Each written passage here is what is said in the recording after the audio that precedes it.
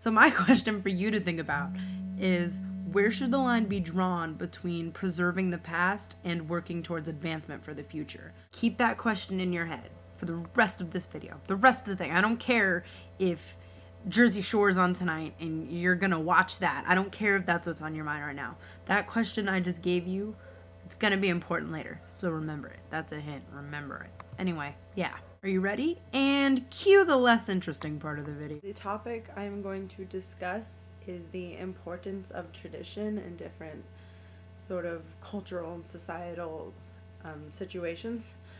So the first one I'm going to talk about is Venezuela According to Chavez by Alma, I don't want to mess this up. How do you pronounce this? Alma Gilmore Prieto. The article focuses on when Chavez came into power in Venezuela, how things had changed within, the cultural standpoint. His followers sort of had this kind of mindset that, the rich are evil and the poor needed to have like more attention paid to them. And I think in a sense this could affect, tradition based off of, the rich people's aspect. Because if you think about it, basically what Chavez started doing was taking, land that had been in someone's family, maybe for generations, and giving it to the government.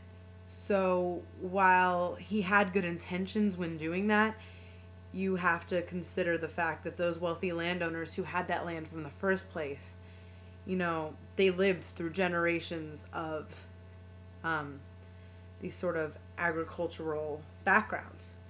And if you're taking that away from them, then there is that possibility that you are taking away, part of their tradition. And so there's another viewpoint, which is from a woman who, her family also has been in the kind of agricultural business for a while, yet she's very poor and she feels as though Chavez is aiding her.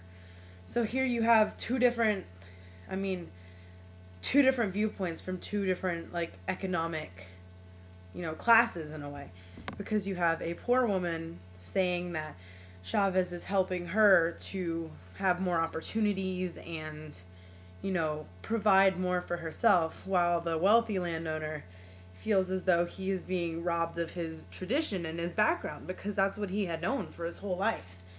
And I want to make reference to a certain line that stood out to me, and it was that this world has many times more people like the young Berea activist Trinidad Ramirez, who was the,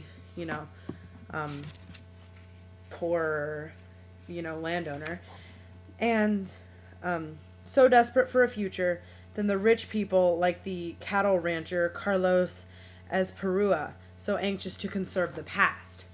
So you have to consider these things when talking about people's, when you're talking about a government taking over people's, their backgrounds. Because you have a woman here who feels as though she is being given more opportunities.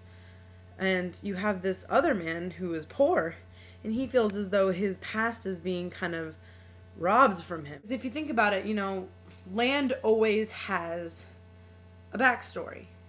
If there's a landowner who's had this land for all their lives, and, they know the area and they know, the historical background with this land, if you're tearing up that land to build new things and to use it for different things, then you're also getting rid of that backstory. Because hillsides, if you think about that, there are hillsides that are being destroyed and turned into more roads, and they're building on them, and they're, using it for mining. And if you take that away, then you're also taking away, part of people's history. And without that history, how are we going to know more about the past if we are getting rid of what's left? The other article that I looked at is Vanishing Voices and Vanishing Languages by Russ Reimer. First things first, fun fact. Did you know that linguists believe that within the next century, nearly half of the world's languages will be wiped out or just completely forgotten? Yeah, so that's kind of a scary thing to think about. Here's why. That's 3,500 languages that are being wiped out. Why are these languages disappearing? It focuses on this village known as Tuva. And Tuva is described as they live near the geographic center of Asia, but linguistically and personally, it inhibits a borderland, the frontier between progress and tradition. When do progress and tradition, where is the boundary between them? Because I feel as though in the last article, progress and tradition are being, it's one of those situations where, you need progress, so you're kind of taking away tradition. So here they are being raised to understand their language, their culture, and their tradition, yet they're being told if you want to succeed, you need to learn bigger languages, which is kind of sad when you think about it, because why should a person have to give up their heritage in order to, create more advancement for themselves? Society today, as the article says, is an increasingly globalized, connected, homogenized age, and languages spoken in remote places are no longer protected by national borders or natural boundaries from the languages that dominate the world's communication and commerce. English is a huge language. Spanish is a huge language.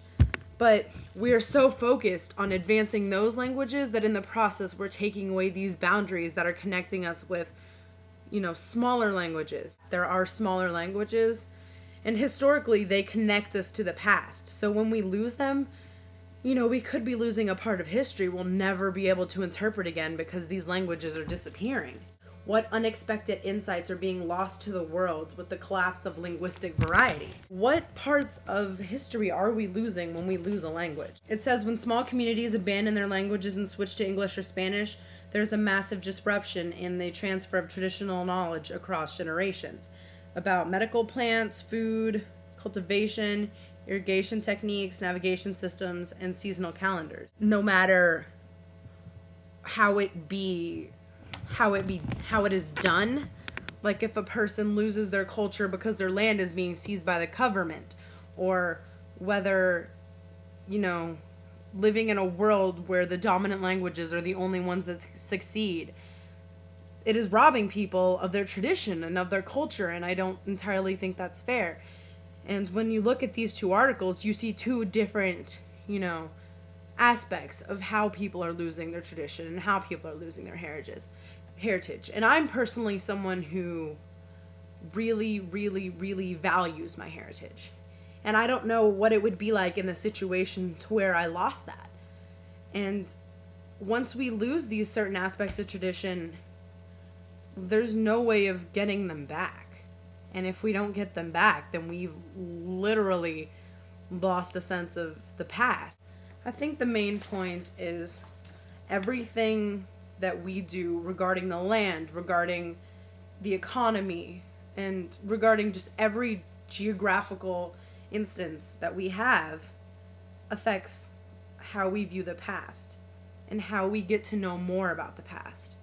So unless these tiny, tiny languages that exist only in really remote parts of, just for the sake of having a place, in like remote parts of Asia, if they're losing that heritage and they're losing that language and they're losing that land that has been in their family for generations, how is it that we can replenish that? Because there is no way.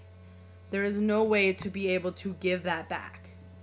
So I think while yes, advancement is an amazing thing for our world, and strengthening our economic system is great, I think we need to also take into consideration what we're losing every time we take someone's tradition away. We take part of them away, because each person contributes to our world.